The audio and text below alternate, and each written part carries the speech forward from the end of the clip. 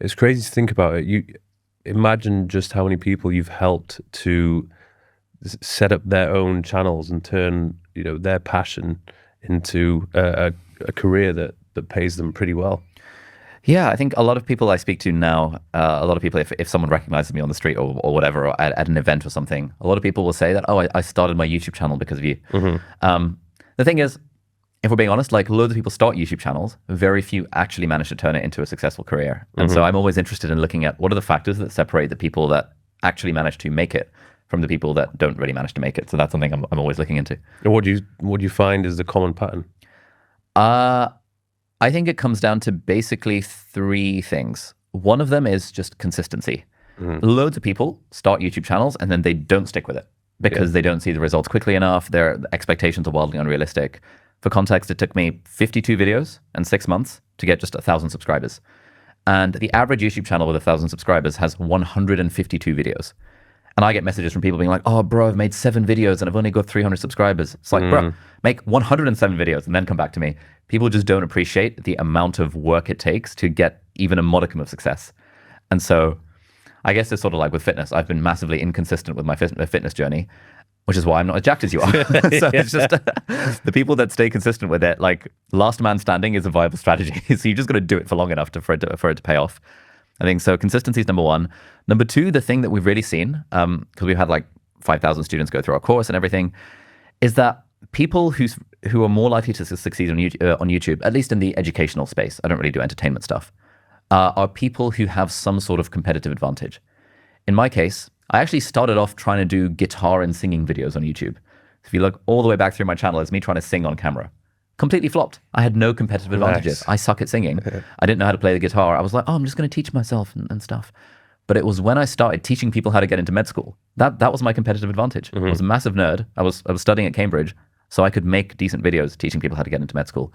There's someone we had go through our course. Her name is Ellie Jean. She's like a fashion and style consultant for like women. And so she makes videos breaking down Kate Moss's latest style and like how to style a whatever dress with whatever hairstyle and stuff. She's leaning into the pre-existing advantage she has in that she was into the topic for like 10 years. We had this guy called John Coogan, who was the founder of Soylent, which was like the original Huel before Huel was a thing. So he sold that company. And then he was making videos about startups because he'd built and sold a successful startup. He had done the thing and then was making videos about doing the thing. Whereas when we see people who are trying to copy me or you or Hamza, it's like a 19-year-old suddenly trying to become a self-improvement bro. It's really hard for that person to succeed because they don't have any competitive advantages. They haven't done anything that is then worth making videos about.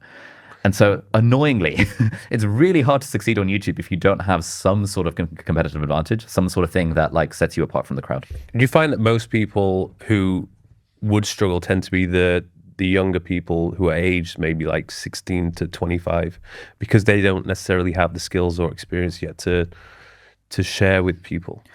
Yeah. I think that's one part of it. Older people also struggle because they're more conscious. They're more like, if you've succeeded in like for example, in our course, the average age is like 38. And these are people, professionals with jobs.